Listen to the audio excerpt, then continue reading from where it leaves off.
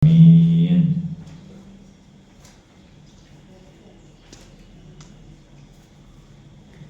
Bismillahirrahmanirrahim. Kita lanjutkan pelajaran kitab Tijan Ad-Daruri, kitab yang menjelaskan tentang ilmu tauhid, masih dalam pembahasan syafaat Kangjeng Nabi, Syafaatul Uzma, halaman 80 nomor 3 kemarinnya.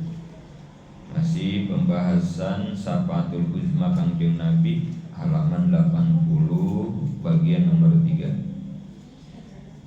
Suasana yang mencekam di Mauqif tidak berlaku bagi para nabi, para wali, para ulama. Mereka selamat dari siksa Allah yang mengerikan tersebut, tapi mereka takut dan malu, bukan takut siksaan, tapi takut atas kebesaran Allah. Tidak ada lagi paling mencekam-mencekamnya, paling menakutkannya keadaan kita ya, perjalanan hidup kita. Di dunia kita suka ada rasa takut. Di alam kubur juga ada takut. Tapi enggak ada lagi yang paling menakutkan nanti ketika kita ada di alam mahsyar. Karena kemarin ya, alam mahsyar itu kita dihisab ya, kemarin itu ya. Di alam mahsyar itu kita menghadapi hisaban. Hisaban itu pertanyaan, kita disidang. Nah, itu yang bikin kita mencekam itu ya.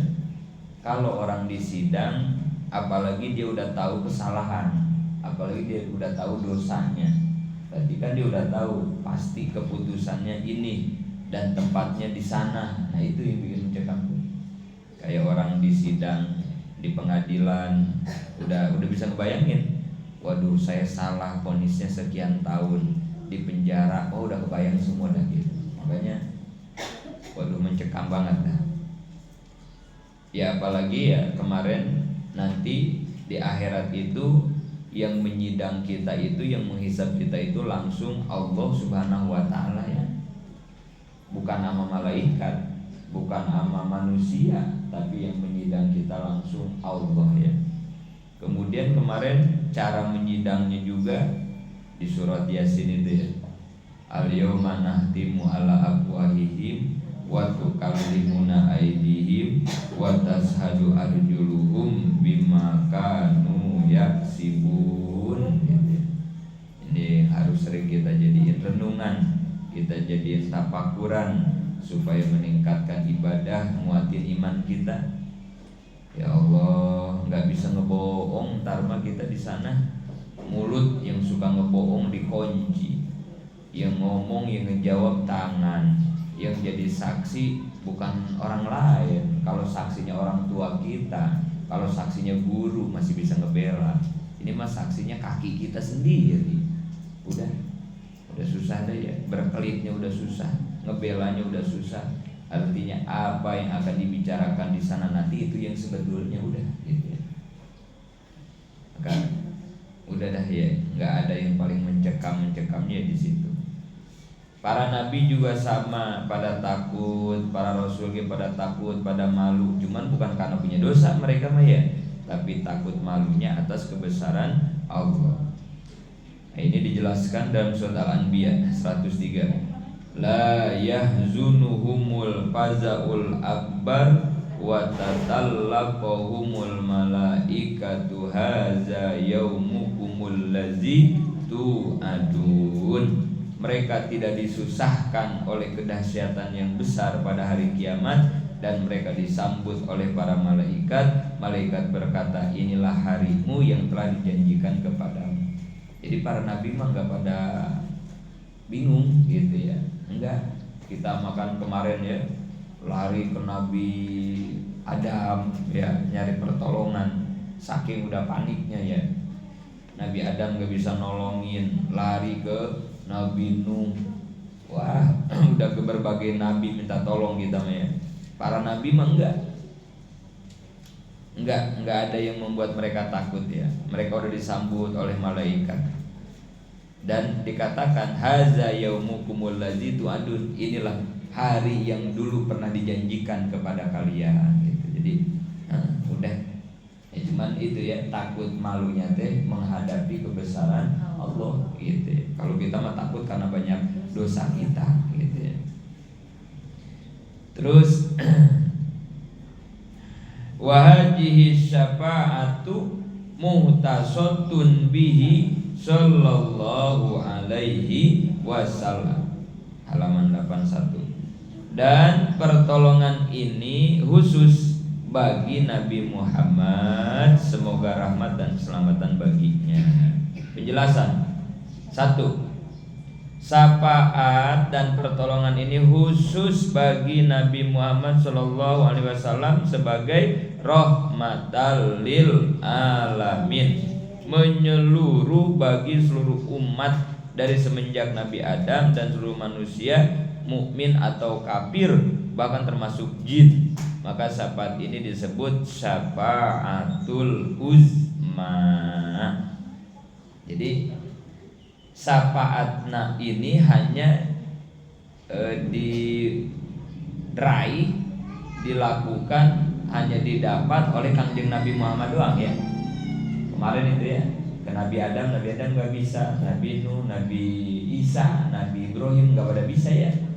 Begitu ke Kangjeng Nabi mah, nah, langsung Nabi sujud.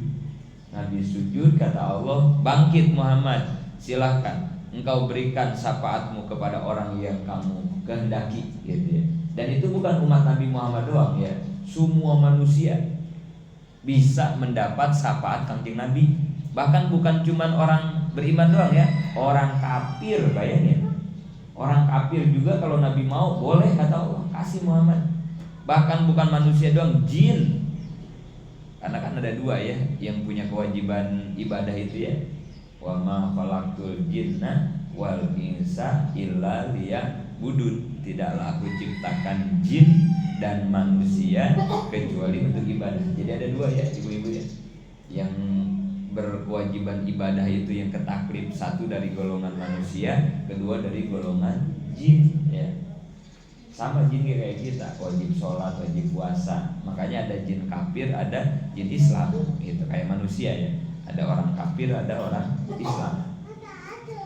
Kayaknya suka ada ya cerita lagi sholat sendirian di masjid, sholat malam, kayak ada yang amin katanya gitu ya. Kayak ada yang makmum gitu deh, biasanya kelompok jin biasanya gitu ya. Jin ikut sholat sama kita gitu, jin Islam. Atau kalau pulang dari mana-mana malam kayak ngelihat apa di rumah atau di pesantren, nah itu biasanya jin Islam yang nunggu gitu, yang dijaga biasanya gitu ya. Biasanya enggak jahil biasanya kalau itu mah ya. Bahkan ada yang ikut ngaji, ada ya. Kita ngaji, dia juga ikut ngaji gitu ya. Ada gitu, kayak di Tasik guru itu diberi kelebihan bisa ngelihat gitu ya, bisa ngelihat. Itu kalau lagi ngaji itu di kelas suka ngomong gitu ya, suka ngomong. Yang di belakang gitu diam, nah itu bukan ke santri gitu. Kadang iya ada jin yang ikut ngaji gitu, ikut ngaji. Tapi bisa ngelihat gitu ya, guru bisa ngelihat gitu. Kadang ikut ngaji gitu ya. Kadang makan ikut, kalau kita makan bareng ngeliwat di daun, ada juga yang ikut gitu. Cuman bedanya kalau dia kan nggak makan fisiknya ya, tapi yang dia makan itu sari gitu ya. Jadi kalau dia ikut makan, nanti makanan kita nggak ada rasa biasanya gitu ya, karena dia mah ngisepin doang gitu, sarinya doang gitu. Bukan makan fisik dia mah ya, sarinya doang. Dan bedanya kalau jin tuh duduknya nggak kayak kita. Kalau kita duduk begini gitu ya, ke pinggir gitu ya kita mah ya. Kalau dia mah ke atas. Jin mah kayak panjat pinang, jadi sompo-sompoan, dia mau ke atas gitu. Kan dia mah beda dimensi, jadi nggak kehalang tembok. Jadi walaupun ada tembok ini kayak tembus, dia mah kan beda dia mah ya. Ke atas duduknya tuh begitu dia mah beda. Makanannya beda, cara duduknya beda ya. Jin juga sama, nanti bakal mendapat syafaatnya Kangjeng Nabi ya. Makanya disebut syafaatul uzma, syafaat yang besar ya, syafaatul uzma itu ya. Kalau syafaat yang kecil, yang biasa, yang lain juga bisa ya. Orang tua bisa ngasih syafaat, anak soleh bisa ngasih syafaat, guru ke murid bisa. Tapi syafaat-syafaat kecil gitu. Nabi-nabi, rasul-rasul yang lain gak bisa. Tapi kalau Nabi mah, Nabi Muhammad mah ya semuanya gak terbatas. Itu syafaatul uzma tuh begitu.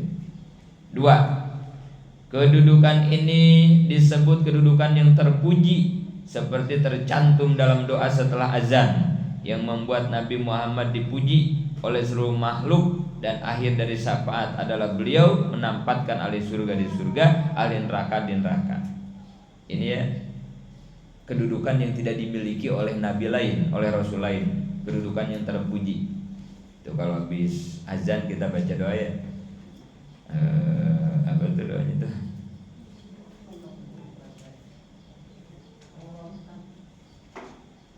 La ilaha illallah, la ilaha illallah, Muhammadur Rasulullah SAW. Jadi lupa ya doa ajan. Allahumma robba hadhihi da'watit tammah wassolatil qa'imah ati sayyidina Muhammadinil. Ini Muhammad lajitan halubil uqadu. Di doa sholawat kamilin Muhammadinil wasilatan wal fadilah wasyarofah wadarojatal aliyatar robi'ah wab'ashu maqomam mahmuna itu wab'ashu maqomam mahmudanil ladzi wa'atah itu wab'ashu. Dan Nabi itu dikirim, dijadikan makomnya itu makomam mahmudah, makom yang terpuji, alladzi wa'atah, yang itu dijanjikan oleh Allah. Itu hanya Kanjeng Nabi itu yang punya makom terpuji, makomam mahmudah, disebut makom mahmudah, makom terpuji. Nabi doang itu yang punya derajat itu ya. Termasuk namanya ya, Muhammad namanya ya. Muhammad itu artinya kan orang yang terpuji ya. Muhammad artinya kan itu bahasa Arab ya, orang yang terpuji. Kayak alhamdu, Muhammad satu akar kata. Jadi Muhammad itu artinya orang yang terpuji. Makomnya juga makom mahmudah, terpuji gitu. Karena punya ini nih kedudukan khusus Nabi mah ya, kedudukannya khusus itu. Bahkan syafaatul uzma itu nanti Nabi bisa menempatkan ahli surga di surga, ahli neraka ke neraka. Nah ini yang disebut syafaatul uzma itu ya. Bahkan yang sudah mau masuk neraka bisa diganti, dirubah oleh Nabi, dibantu menjadi masuk ke dalam surga gitu. Itu syafaat besar itu begitu ya. 3. Setelah Nabi Muhammad SAW membuka syafaat, maka yang lain pun dapat memberi syafaat, yakni semacam para nabi, para ulama, dan orang beramal soleh. Nah ini ya. Jadi Nabi mah padahal Nabi akhir zaman, Nabi paling belakang ya, akhiru mursalin ya, khotamin nabiyyin, Nabi paling ujung, paling belakang. Tapi nanti semuanya Nabi mah menjadi prioritas di akhirat itu. Gak boleh ada yang masuk surga sebelum Kanjeng Nabi Muhammad dan umatnya masuk surga. Bayangin ya. Oh nabi-nabi yang lain, umat-umat yang lain gak ada tuh yang bisa masuk surga sebelum Kanjeng Nabi Muhammad dan umatnya di kita nih ya masuk surga semua. Ya Allah ya. Gak boleh ada yang ngasih syafaat sebelum Kanjeng Nabi Muhammad ngasih syafaat. Ya.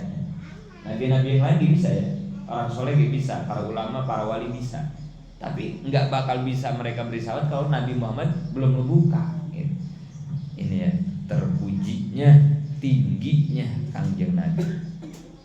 Sampai dia diskusikan dikatakan laulaka lamma khalaqtul aflak. Kalau bukan karena cahayamu Muhammad, kalau bukan karena nur Muhammad, aku tidak akan menciptakan alam semesta.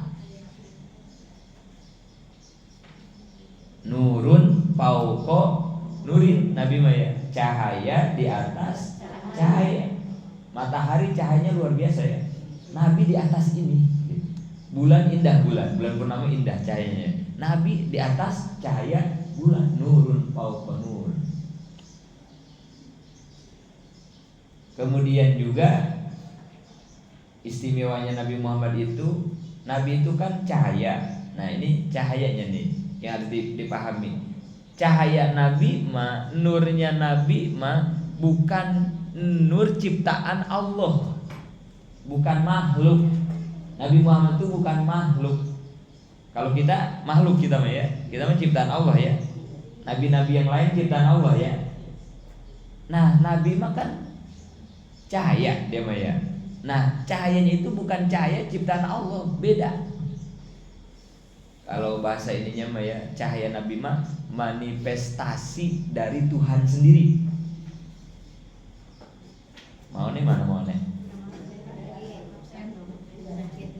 Sakit? Oh jadinya sakit. Siapa ini contohnya nggak ada mau nih?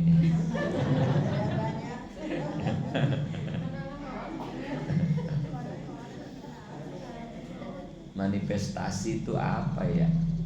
Saya mau nanya ke Maoni biasanya tahu itu bahasa-bahasa. Jadi bukan ciptaan ya. Nur Kangjeng Nabi mah bukan makhluk ya. Jadi posisinya tuh manifestasi dari Allahnya. Ya, sebenarnya jadi begini nih. Allah itu kan Khalik. Khalik itu pencipta ya. Kita ini makhluk. Makhluk itu kan yang diciptakan. Nah, Nabi mah nurnya Nabi ya, nurnya Nabi nih. Bukan Nabi fisiknya ketika hidup, bukan ya. Bukan Nabi yang ketika hidup dulu itu badannya itu, bukan maksudnya. Tapi nurnya ya, atau kalau kayak kita mah ruhnya ya. Kita kan ada ruh ya. Nah, Kangjeng Nabi mah kan ruhnya itu nur gitu. Kalau kita mah kan cahaya ininya apa? Nyawanya ruh, kita mah ruh biasa gitu ya. Kemarin udah saya jelaskan sebelumnya. Ruh juga kan bagian dari Tuhan. Ruh itu kan ya. Kulir ruh min amri robbi. Kan manusia itu dari 5 unsur ya. Kemarin tuh ya jasad, nafsu, akal, hati, ruh, kan begitu ya. Nah, yang 5-5-nya punya kebutuhan kemarin ya. Nah, kalau ruh kebutuhannya itu kan harus dekat dengan Allah. Ruh mah kebutuhannya. Kenapa? Ruh itu harus dekat dengan Allah karena ruh mah bagian dari Tuhan. Kan begitu ya. Wa nafahtu mir ruhihi. Aku tiupkan ruhku. Itu kan kalimatnya ya. Manusia terdiri dari 5 unsur. Hanya ruh yang bagian dari Tuhan. Kalau jasad kita bagian dari Tuhan bukan? Bukan jasad saya. Hati, kita ada hati. Hati bagian dari Tuhan bukan? Bukan bagian Allah. Nafsu apalagi, akal bukan. Tapi kalau ruh itu adalah bagian dari Allah. Salah satu bagian Allah adalah ruh. Artinya udah mulia, ruh itu udah mulia banget ya. Nah, Nabi mah di atas ruh, nur disebutnya. Ruh mah masih bagian Allah dan masih diciptakan oleh Allah. Tapi kalau nur bukan ciptaan, nur mah. Ini artinya saya menjelasin gini supaya kita semakin yakin cinta kepada Kangjeng Nabi. Betapa Nabi ini, wah ya Allah, bukan manusia biasa gitu ya. Sampai nurnya aja bukan ciptaan Tuhan. Allah Khalik, kita makhluk. Nah, Kangjeng Nabi diantaranya dah gitu ya. Antara Khalik dan makhluk itulah Kangjeng Nabi gitu. Itu manifestasi itu begitu tuh, bahasa manifestasi itu ya. Kalau kita bukan ciptaan, kita ini ciptaan Tuhan. Nabi mah bukan, Nabi Muhammad. Tapi posisinya begitu, antara Khalik, antara pencipta dan yang diciptakan adalah Kangjeng Nabi. Makanya ada hadis laulaka lama khalaqtul aflaq. Kalau bukan karena Muhammad, aku gak bakal menciptakan alam semesta. Aku gak bakal menciptakan seluruh makhluk gitu. Jadi apa ya? Pelantara berarti gitu ya. Jadi Nabi itu adalah pelantara adanya kita gitu ya. Adanya kita itu pelantara karena adanya Kangjeng Nabi begitu. Makanya Nabi disebutnya manifestasi Tuhan gitu. Dari cahaya Tuhan gitu. Itu istimewanya Kangjeng Nabi. Bahkan sebelum Allah menciptakan apa-apa, nur Kangjeng Nabi mah udah diciptakan ya. Udah ada ya nurnya Kangjeng Nabi mah ya. Sebelum alam semesta ada kan nurnya udah ada. Nah, pertama dititipkan kepada Nabi Adam ya, dititipkan ke Nabi Adam itu yang sudah disampaikan ya. Ditaruh di punggung belakang tulang punggung Nabi Adam. Malaikat pada ngeriung kan ke belakang Nabi Adam ya, pada ngeliatin nur Nabi di belakang Nabi Adam, pada ngumpul malaikat tuh waktu di surga. Kata Nabi Adam, ya Allah nggak enak amat sih malaikat pada ngumpul di belakang saya ngeliatin. Ya nggak enak ya, kita ditonton kan, kayak ditonton gitu, ditonton tapi dari belakang. Pindahin ya Allah ke depan kan itu ya. Dipindahin sama Allah ya nurnya itu ke dahi Nabi Adam. Malaikat pindah pada ke depan kan gitu ya. Kata Nabi Adam, kok tambah nggak enak ya ditonton dari depan kan itu ya. Ditonton dari belakang nggak terlalu grogi ya. Kalau ditonton dari depan ya diliatin aja malaikat pada ngeliatin cahaya Nabi di depan. Nggak enak juga kata Nabi Adam. Ya Allah, mereka pada ngeliat cahayanya Muhammad, saya nggak ngeliat, saya cuma ditonton doang. Pindahin dah ya Allah ke telunjuk ya gitu ya. Jadi pindahin ya ke telunjuk kanan Nabi Adam, biar saya juga bisa ngeliat indah dan istimewanya cahaya Kanjeng Nabi Muhammad. Dipindahin akhirnya ke sini. Jadinya bareng-bareng dah ngeliatnya di sini, malaikat ngeliat, Nabi Adam juga ngeliat. Makanya pas tahiyat kita disunatkan itu, pas baca syahadat ya. Kan pas syahadat kan diangkatnya telunjuk asyhadu alla ilaha illallah kan diangkat gitu ya. Begitu illallah sunatnya kita ngelihat telunjuk kita ya kalau lagi sholat ya. Kita lihat telunjuk kita.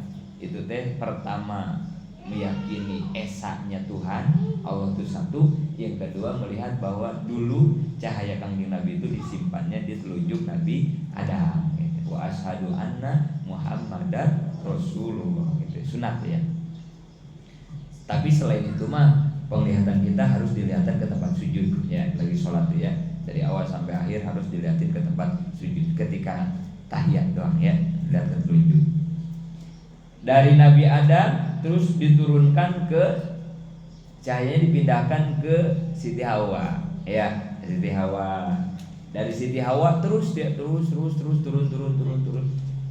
Kenapa Nabi Ibrahim ketika dibakar enggak angus? Ketika dibakar aja Namrud, karena ada nur Kanjeng Nabi Muhammad gitu ya. Kenapa Nabi Yusuf kelihatannya ganteng banget? Mujizat Nabi Yusuf itu kan ganteng banget ya. Karena di diri Nabi Yusuf ada cahaya Kanjeng Nabi gitu. Kalau bukan karena Kanjeng Nabi Muhammad mah gitu. Itu disebut manifestasi Tuhan teh gitu. Terus diturunin sampai turun akhirnya ke bapak Kanjeng Nabi ya. Sayyidina Abdullah. Cahaya Nabi kan diturunkan ke situ ya, ke Sayyidina Abdullah ya. Wah itu ya, Sayyidina Abdullah itu semekah. Di dalam sejarah itu dikatakan ya paling ganteng-gantengnya orang. Itu bapaknya Nabi itu Sayyidina Abdullah. Kenapa jadi ganteng begitu? Ya karena ada cahaya Kanjeng Nabi gitu. Cewek-cewek kota Mekah waktu itu ngelihat Sayyidina Abdullah kalau di sini di kita di Cibitung lelaki yang paling ganteng siapa?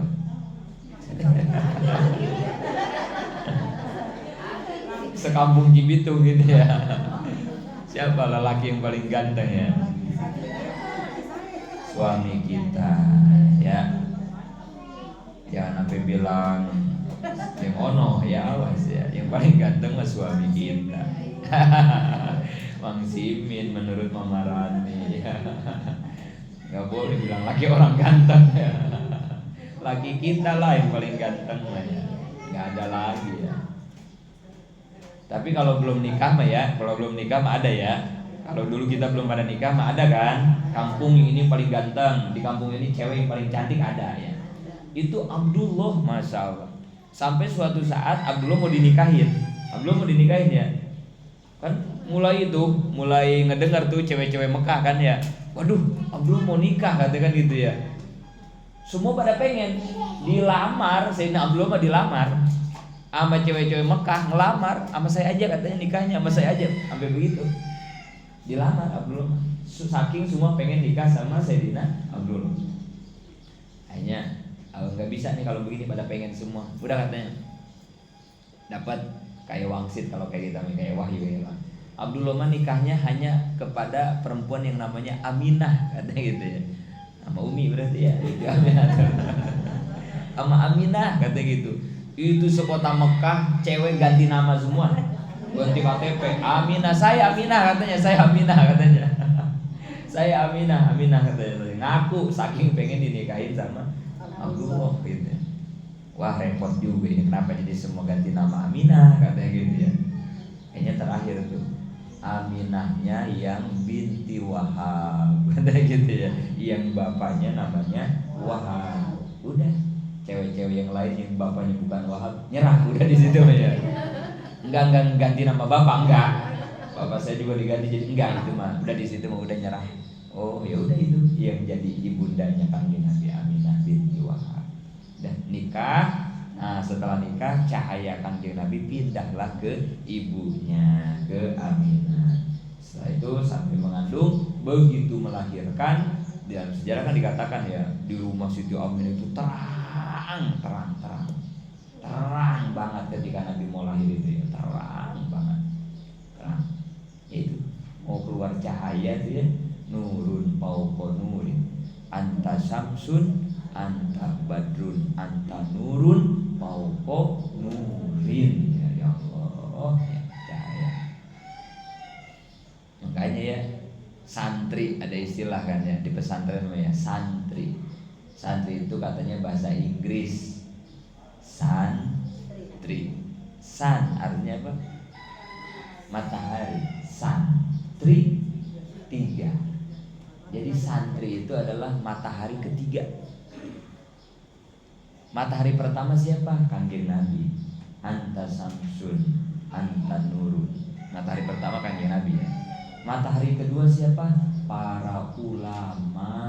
Al ulama warasatul anbiya. Ulama itu pewaris para nabi.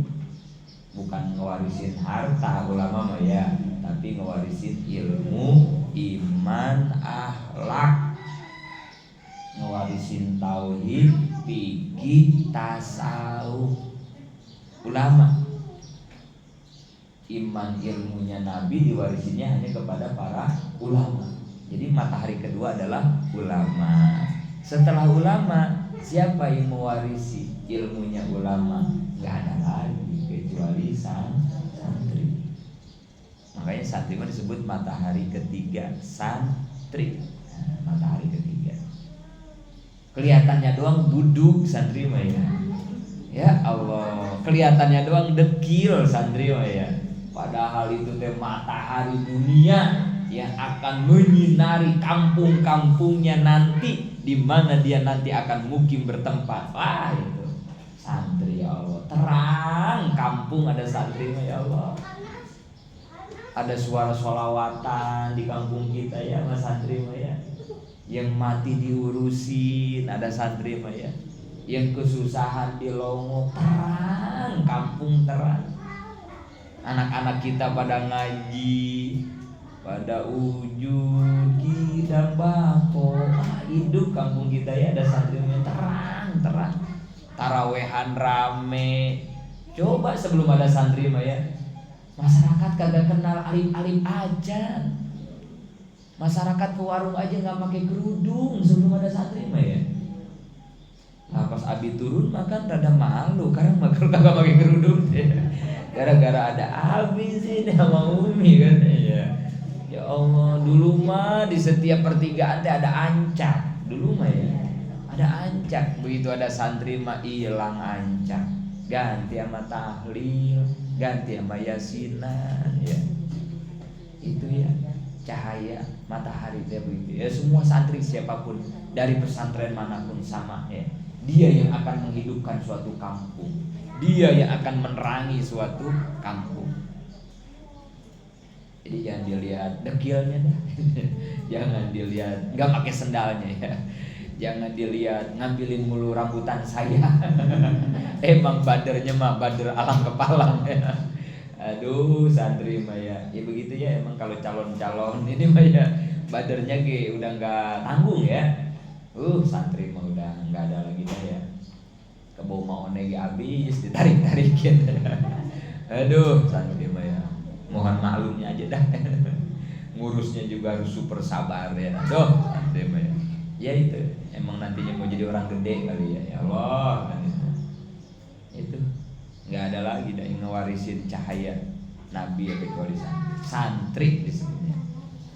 Ya, nur kanjeng Nabi. Terus jumlah Nabi dan Rasul bareng. Wa mimma yajibu aidan ayari parusula al-mazkurata fil Qur'ani tafsilan wa amma ghairuhum fayajibu alaihi ayyarifa ijmalan. Dan diantara yang wajib diketahui sama kita ya, kita nih selaku mukallaf ya, ini wajib kita tahu apa? Mengetahui para rasul yang diceritakan dalam Quran dengan terperinci. Adapun yang tidak tersebut di Quran ya, cukup diketahui globalnya aja. Jadi kewajiban kita berikutnya ya, kita harus tahu para rasul yang dijelaskan di dalam Quran ya. Penjelasan. 1. Wajib diitikadkan bahwa Allah mengangkat para nabi dan para rasul banyak dan tidak diketahui berapa jumlahnya. Hanya menurut sebagian para ulama jumlah nabi ada 124.000 orang. Banyak apa dikit? 124.000 nabi ya, bukan rasul. Nabi itu apa? Yang disebut nabi itu apa? Orang yang dikasih wahyu oleh Allah tapi tidak wajib menyampaikan kepada umat. Itu nabi ya. Jadi orang yang dikasih wahyu oleh Allah tapi enggak wajib menyampaikan kepada umat, buat dirinya aja. Jadi wahyunya buat dirinya aja. Tapi tetap tugasnya nabi ngurus umat gitu ya. Cuman wahyunya buat pedoman dirinya aja gitu ya. Itu nabi namanya. 124.000, Masya Allah. Kayak yang kita tahu ya, Adam, Idris, misalnya Nabi Idris itu nabi bukan rasul. Jadi udah buat dirinya aja gitu ya. Tapi dia ngurus masyarakat. Atau Nabi Khidir ya. Nabi Khidir itu bukan rasul tapi nabi. Ya udah buat dirinya aja Nabi Khidir. Nabi begitu ya. Orang yang dikasih wahyu tapi tidak wajib menyampaikan wahyunya kepada umat. Nah, itu nabi. Jumlahnya ada banyak, sebetulnya banyak ya. Tapi yang harus kita ketahui, ini ingat-ingat ya ibu-ibu ya. Ini mah wajib ingat ini mah. Jumlahnya doang maksudnya ya. 124.000. Harus diingat-ingat ya. Kita harus ingat bahwa jumlah nabi itu banyak, tapi yang wajib diketahui secara global 124.000. Jumlahnya doang. Nama-namanya nggak usah diingat-ingat. Kita yang 25 aja kagak hafal ya, apalagi yang 124.000. Hafal mah hafal, tapi tahu kemana ntarnya hafalnya ya. Udah ini mah jumlahnya aja ya, ingat-ingat ya. Ada berapa? 124.000 nabi. Kemudian Rasul itu banyak. Tapi yang harus kita ketahui global 315. Ada yang bilang 313 Rasul itu ya. Dan 315 aja ya. 315. Banyakan nabi, banyakan rasul? Nabi. Apa kalau nabi diberi wahyu enggak wajib menyampaikan ke umat nabi. Kalau rasul mah diberi wahyu dan wajib. Nah, bedanya itu ya. diberi wahyu dan wajib menyampaikan kepada umat. Kayak Nabi dikasih wahyu Al-Quran. Nah, Al-Qurannya kan disampaikan ke kita ya sama Nabi Muhammad ya. Nah, itu karena Nabi Muhammad mah Rasul ya. Jadi ada Nabi, ada Rasul. Tidak setiap Nabi itu Rasul, tapi setiap Rasul pasti nah begitu dah ininya nisbatnya ya, nisbatnya gitu ya. Ada Nabi, ada beda ya. Tidak setiap Nabi itu tapi setiap Rasul pasti Nabi Khidir, Nabi bukan Rasul. Nabi Muhammad Rasul dan Nabi. Ya Nabi ya Rasul. Nabi Muhammad ya ya Nabi ya Rasul gitu. Kapan Nabi Muhammad diangkat jadi Nabi kapan? Umur berapa? Nabi diangkat Nabi dulu ya 25. Umur 25 ketika nikah itu udah diangkat jadi Nabi Muhammad ya. Kalau diangkat Rasul umur berapa? 40. Beda ya. Diangkat jadi Rasul mah ketika Nabi umur 40 ya. 40 ketika mendapat wahyu di Gua Hiro gitu ya. 40 ya. Di situ jadi Rasul sama Nabi. Jadi tidak semua Nabi itu Rasul, tapi setiap Rasul pasti Nabi. Nggak ada Rasul yang kagak Nabi, nggak ada ya. Nggak ada. Nisbatnya tuh begitu ya.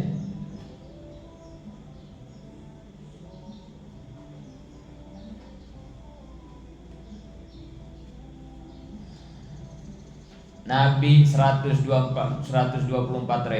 kalau Rasul 315. Ya, ingat-ingat. Halaman 82. Wah, tamat nih kitab nih ya.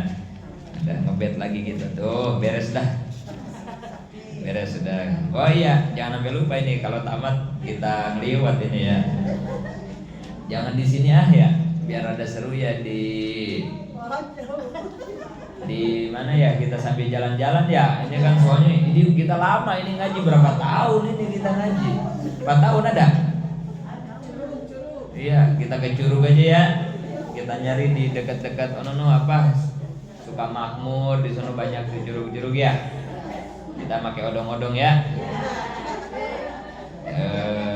Tapi jangan sekarang mah udah mau Maulid Agustus ya. Belum beres, ini juga belum tamat ya. Sekarang mah kita persiapan Maulid nih Agustus ya. Repot, ntar habis Agustus deh. Ntar kalau udah tamat kita namatin, kita jalan-jalan ke Curug sambil ngeliwat ya, kitanya ngeliwat. Lama ini harus kita syukuri ya Allah. 4 tahun ya. Allah kasih umur panjang sama kita ya, bisa namatin kitab ini kan ya. Wah, harus disyukuri banget ini ya. Alhamdulillah ya Allah ya. Belum tamat, belum dikit lagi. Jangan alhamdulillah dulu, jangan. Panjangin umurnya ya Allah, sehatkan badannya, buka pemikirannya biar paham ya. 82. Tapi para rasul yang disebut namanya di Quran yang wajib diketahui oleh semua mukmin mukallaf ada 25 rasul dan nabi ya. Rasul dan nabi yang ditulis di Quran. Ingat-ingat, ini yang ada di Quran doang ya. Itu cuma ada 25. Kayak begini. Sifat yang wajib di Allah ada berapa? 20 kan? Sifat yang wajib di Allah 20 ya. Padahal sifat Allah mah gak kehitung. Nah gitu ya, awas nih. Ini soalnya jadi serangan sama orang-orang sebelah. Jadi kata orang sebelah, masa sifat Allah cuma 20 gitu. Gak begitu pemahamannya. Itu sifat Allah yang wajib kita ketahui 20 itu yang ada di Quran. Gitu maksudnya. Quran ngejelasin cuma 20 doang, maksudnya begitu. Kalau yang kagak dijelasin di Quran mah banyak banget. Nabi sama, Nabi dan Rasul teh sebetulnya mah banyak. Tapi yang dijelasin di Quran cuma 25. Nah, gitu maksudnya. Maksudnya gitu ya. 25 ya. Disebut dalam surat Al-An'am 83 sampai 86 dan yang lainnya dalam surat dan ayat yang lain. 25. 2. Nama Nabi dan Rasul yang 25 tersebut dengan urutan. Nah ini mah wajib apal ini mana ya. Yang 25 wajib apal ini, bukan jumlahnya doang ini mah ya. Adam, Idris, gimana bacanya?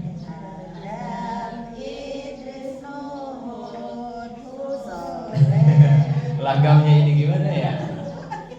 Lagamnya gimana ya? Adam, Idris, Nuh, jadi kayak bocah tempe. Gimana ini lagamnya?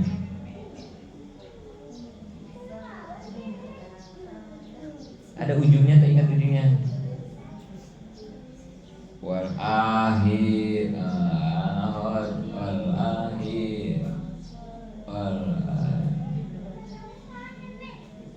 Adam, Soleh. Lupa apa itu lagamnya di tiga ada ya. Wal ahi wal tamul anbiya Muhammad Rasulullah. Malah Muhammad Rasulullah. Adam, Idris, Nuh, Hud, Saleh, Ibrahim, Lut, Ismail, Ishak, Yakub, Yusuf, Ayub, Syuaib, Harun, Musa, Ilyasa, Zulkifli, Daud, Sulaiman, Ilyas lagi aja ya. Yunus, Zakaria, Yahya, Isa, wal akhiru khotamul anbiya Muhammad Al-Mustafa. Muhammad Al-Mustafa. Cari aja lagamnya dah ya. Waqad nazama ba'du mal anbiya allati tujibu ma'rifatihim ijmalan. Sebagian ulama telah menazamkan jumlah para nabi yang wajib dima'rifatkan dengan global. Penjelasan. Untuk memudahkan hafalan mengenai jumlah dan nama para rasul, para ulama bahkan para musisi sering membuat nyanyian, lagu atau nazam tentang para nabi. Nah ini diantaranya ini nih ya. Ini mah yang sebagian ya.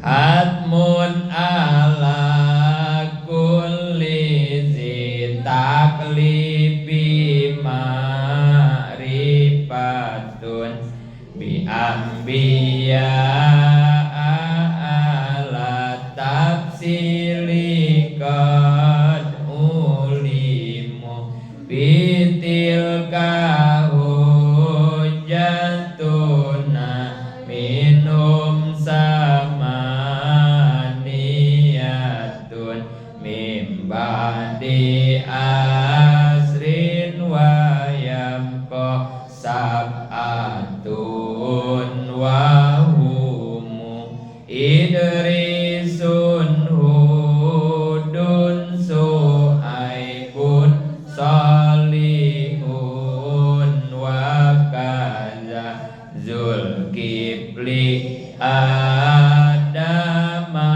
bil muhtariqad hutimu wajib atas semua mukallaf untuk makrifat kepada para nabi secara rinci tersirat dalam surat Al-An'am ayat 83 tersebut 18